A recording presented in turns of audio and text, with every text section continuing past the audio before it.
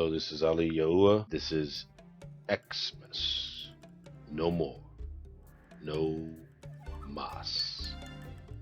Part 2. Today I'm going to start with the genealogy of the sons of Noak. This is important because as children of Yashsra'al, Hebrew nation, we must understand where we come from. The Bible, or Besorah, is our history book. The Most High has set this Besorah, this message, in writing for all the generations of man, so that in our captivity, in our diaspora, he knew that our minds were going to be wiped clean. He knew we would forget him. He knew that our slave masters would forbid our learning or speaking of our quote-unquote religion, our heritage, our culture. He knew the slave master forbade us speaking in our language. He knew that the slave master would rewrite the word and only have us or have it read to us. He knew that the word was whitewashed. He knew this from the foundations of the earth. So in order for us in these last days, in order for us to come into the knowledge of who we are, to be woken or awake, brought awake, alive, resurrected, so to speak, he put it all in the book. And now he is awakening his people. There's many teachers out there, there's many people out there who are in the fight right now, who are ringing the alarm bell to wake us up. So I am being obedient to the Most High, to the Ruach HaKodesh, the Son of Part Spirit. I am doing my part to wake Yashsra'al up as I have been awakened. I was once a part of Christendom, deceived, blinded. But I will say this, the Most High knows what he's doing, because through my introduction into Christianity, I was always searching. I knew deep down that there was something missing, that there was more to it. And the whole thing was, what is his name? There was too many of them out there. Surely the creator of all things has one name, just like you and I have one name. So, with that said, once we are awake, it is our duty to awaken others. The foundation has been laid. So now we are going to begin this topic, Xmas, no mas, no more. Bereshit chapter 10, verse 1.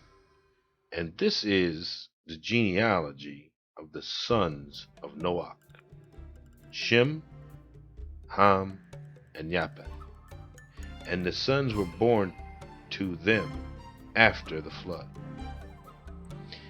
The sons of Japheth were Gomer, Magog, Madai, and Yuan, Tubal, and Meshech, and Tyrus.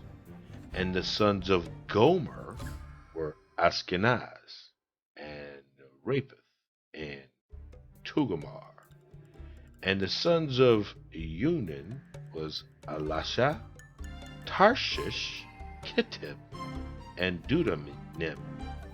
From these, the coastland peoples of the nations were separated into their lands according to his language, according to their clans, into their nations. Japheth, or Japheth, and his sons, they were the founders, and they moved into the Caucasus Mountains and all of Europe. That's why there are coastal lands.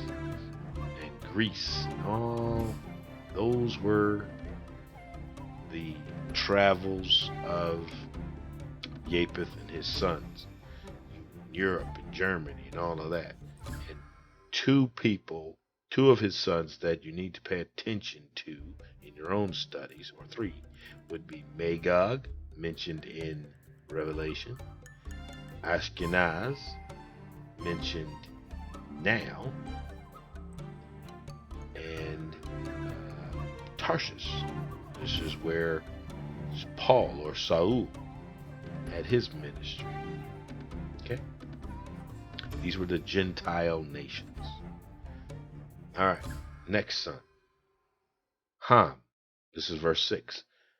And the sons of Ham, Cush, Mitzrayim, Put, and Canaan. The sons of Cush were Sheba, Halah, Sabat, Ramah, Sabakah. And the sons of Ramah were Sheba and Dan, and Dedan. And Cush brought forth Nimrod. He began to be a mighty one on the Arats. So we know about Nimrod, but I want to go back up to the sons of Ham, which was Cush and Mitzrayim, Put, and Canaan. Ham and his sons populated the African continent. Okay? These were the sons of Ham. This is where the African people come from, the dark-skinned Africans, all the way from middle Africa, Ethiopia region, all the way down to so-called South Africa and westward. Okay? Now, Mitzrayim was the founder of modern day, or what they call Egypt. Mitzrayim. Okay? Put did the Libya. And Canaan, we know what Canaan did. He had all of the what is modern day Israel, and some up north, and a little more to the east in the Saudi Arabia or the Arabian Peninsula, which is still part of Africa. Okay.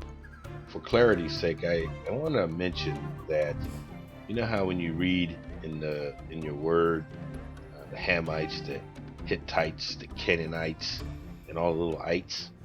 Well, that's where you get the ites from. These are those ites were the descendants from Ham and Shem. You don't hear ites when you talk about Japheth's people. Okay, that's a little bit more clarity for you.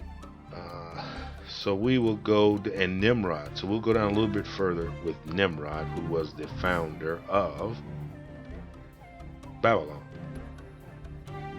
Babel. He was mighty on the earth. Through him came a lot of the pagan religions, which Christianity takes a lot of their symbology, the symbols and wooden carvings, and the cross or the crooks comes through Nimrod. He was a pagan. All right. So now we're going to go down a little further to verse 21 and talk about Shem, the father of all the children of Eber. Eber is where we get Hebrew. Shem was the father of Eber. Okay? Eber. Abri. That's how you get the English pronunciation Hebrew. Okay. So the sons of Shem were Elam, Asher, Arphaxad, Lud, and Aram. And the sons of Aram was Uz, Kul, Gaither, Mash. And Arphaxad brought forth Shelach, and Shelach brought forth Eber or Abri. And to Abri were born two sons. One son was Peleg, and the scripture says here in verse 25 that in the days or Yamin of Peleg, the earth was divided. What that means is, prior to the division, the earth, all of the land mass of the earth was all connected. You know how you look at the globe or maps of the earth and you'll see how it all looks like little puzzle pieces? Well, they were all together. All the little puzzle pieces fit together. So that's what they call Pangea. Now, in the days of Peleg, that's when I guess there was great earthquakes or whatever happened there, and that's when the earth was divided into the puzzle pieces.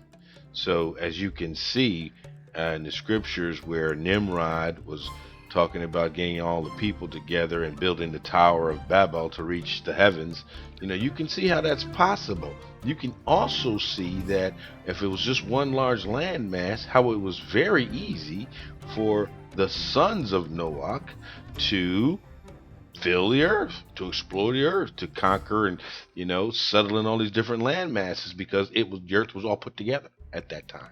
So there's more context for you. This book is history.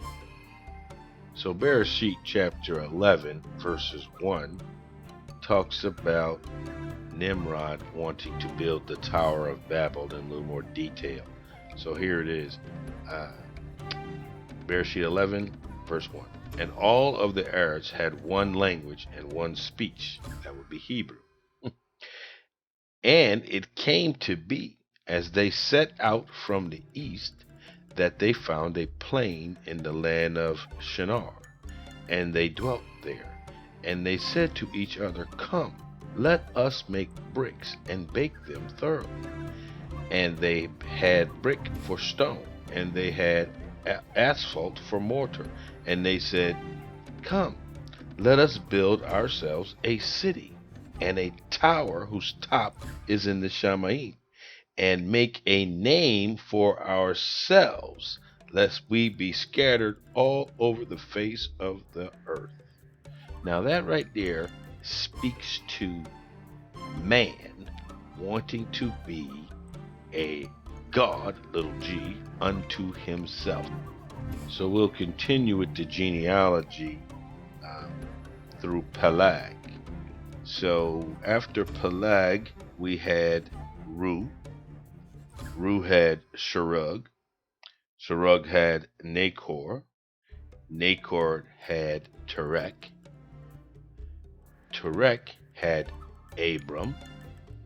So here we're going to talk a little bit about Father Abram, or Abraham. Okay, so in verse 26, Genesis or Bereshit chapter 11 verse 26, and Abram and Nahor took wives, and Abram's Asha was Sarai, and the name of Nahor's Asha was Milcah, the daughter of Haran, the father of Milcah, and the father of Mishka. And Sarai was barren; she had no child. And Terech took his son Abram, and his grandson Lot, son of Haran, and his daughter-in-law Sarai, his son Abram's Asha, and they went out with them from to the Chaldeans, to go to the land of Canaan.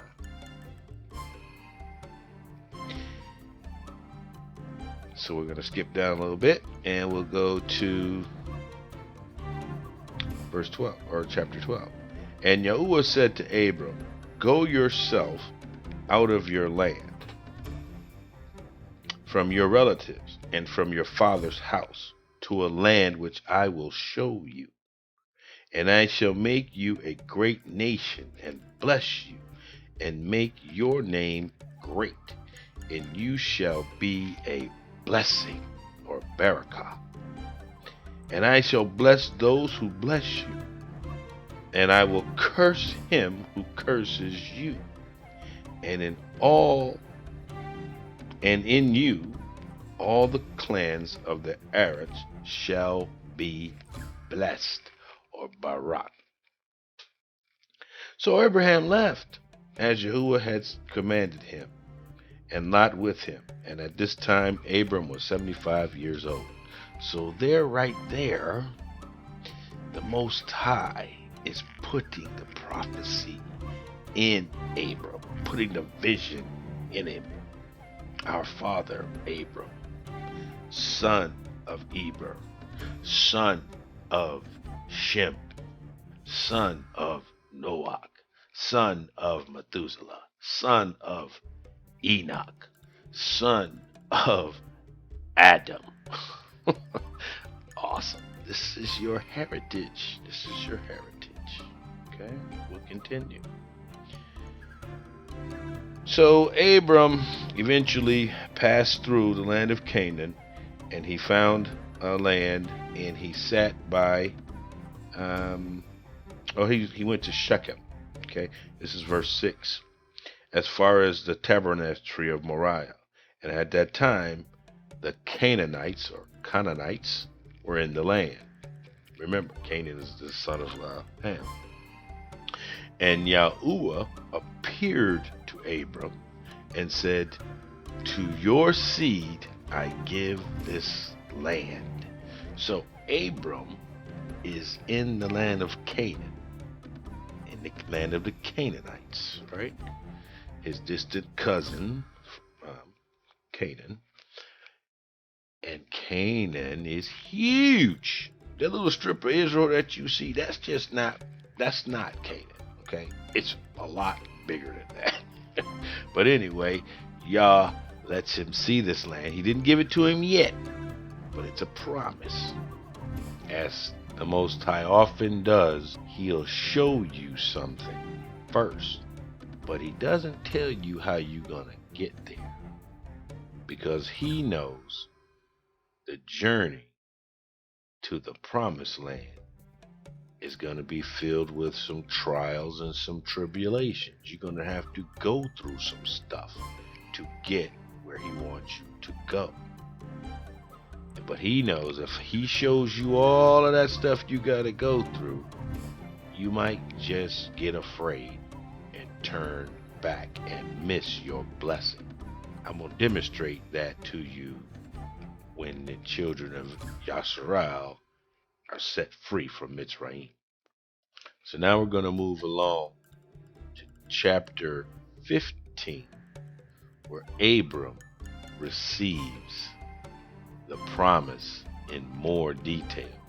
This takes place after the war with the kings of Sodom and Gomorrah, where Abraham rescues his nephew Lot, and he meets the Melchizedek.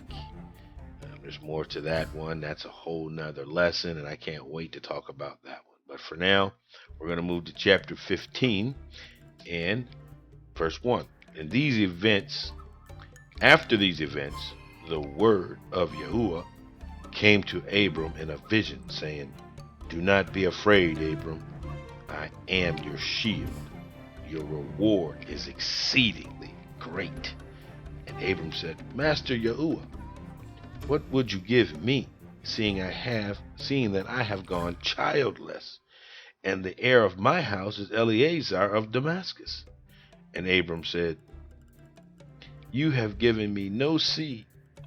No one born in my house is my heir.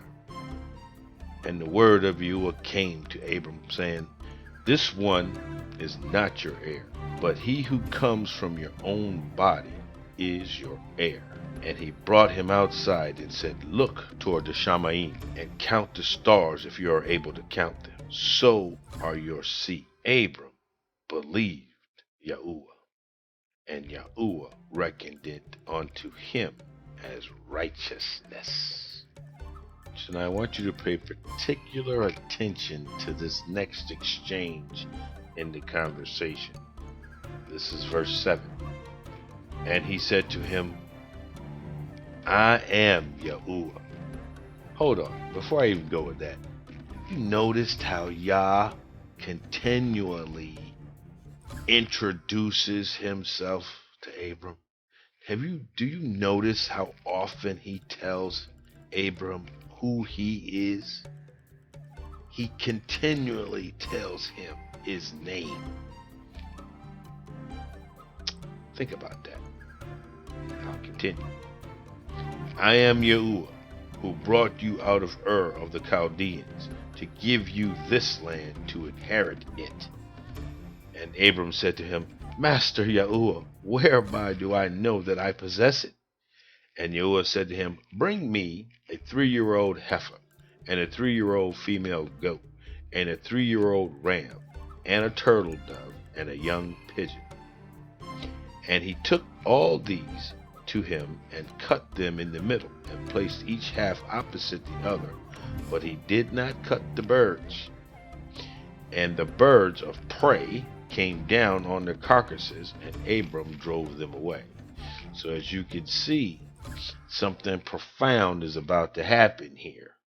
And you know our enemy, old Hashatan, he's always around looking at stuff, trying to prevent Yah from accomplishing his will in man. So that's why he sent the birds of prey to try to eat and steal the carcasses, which are actually about to be a slaughter offering. So let us continue.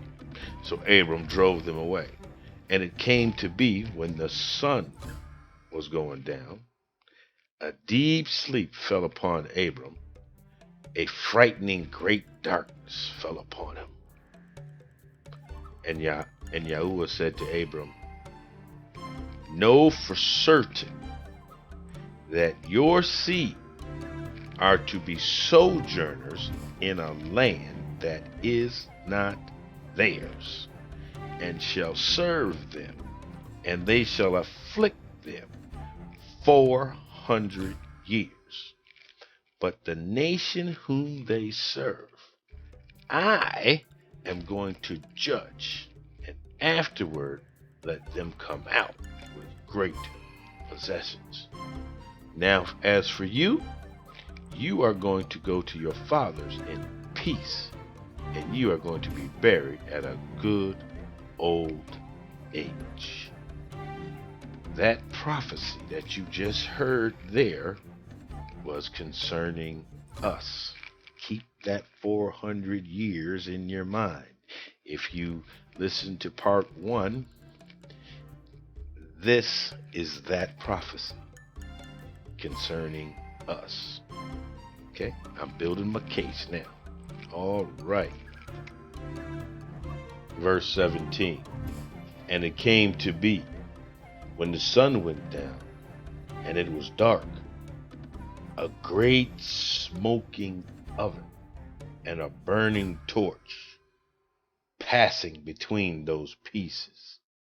And on that same yom, or day, Yahuah made a covenant with Abram, saying, "I have given this land to your seed, from the river of Mitzrayim," that's the Nile, "to the great river, the river Euphrates, with the Canaanite, and the Kenizzite, and the Canaanite, and the Kittite, and the Perizzite, and the Rephaim, and the Amorite, and the Canaanite, and the Girgazite, and the Yebusi." These are huge swaths of land.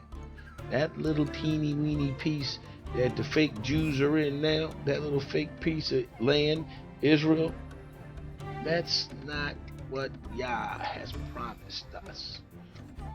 All you'd have to do is take a map out, trace the river, the Nile River, how it flows from the Mediterranean Sea all the way down through most of Africa. And then the Euphrates River splits off of that. And you can just see the land that whole area encompasses, right? That's what Yah has promised the children of Abraham or Abram through Shem. So let's move to Bereshit chapter 17, verse 1. And it came to be, Bereshit chapter 17, verse 1. And it came to be when Abram was 99 years old that Yahuah appeared to him and said, I am Yahuah, walk before me and be perfect. And I give my covenant between me and you, and shall greatly increase you. And Abram fell on his face, and Elohim spoke with him, saying, As for me, look, my covenant is with you, and you shall become a father of many nations. And no longer is your name called Abram, but your name shall be Abraham, because I shall make you a father of many nations. And I shall make you bear fruit exceedingly, and make nations of you, and sovereigns shall come from you. And I shall establish my covenant between me and you and your seed after you in their generations, for an everlasting covenant to be Elohim to you and your seed after you. And I shall give you and your seed after you the land of your sojournings, all the land of Canaan, as an everlasting possession. And I shall be their Elohim. And Elohim said to Abraham, as for you, guard my covenant, you and your seed after you, throughout their generation. This is my covenant, which you guard between me and you, and your seed after you. So this promise was made, this covenant, this agreement between the Most High, the creator of everything, spoke with this man and made an agreement with him because he believed, because Abraham believed Yah when he told him, just look in the sky and see how many, if you can count those numbers, those stars, that's what your seed is going to be. That's who your descendants are going to be. That's what's coming from you. And you 99. Man, when Abram believed that, right? Yah counted that as righteousness to him. And through him, now you see the agreement. And when the smoking pot and the torch went between those pieces, those carcasses, that was a blood covenant between the two. Think about that. Now we're going to move along to the birth of Isaac, Yitzhak, okay, and then throughout it, you know the story where Abram was, Yah told him to sacrifice Isaac or Yitzhak. Abraham was going to do it. Yah saved him and told him to go ahead and kill the lamb instead, or the ram instead. He provided a sacrifice for him. That speaks to the coming of Yahushua. He's foreshadowing all these things. That's another study. So now from Yitzhak, you have Jacob, Yaakov, and Esau, the two sons. We are of the lineage of Jacob or Yaakov. Okay, so we'll stop there. So finally, we're going to move to Bereshit chapter 35, verse 10, where Yahuah is changing Yaakov or Jacob's name.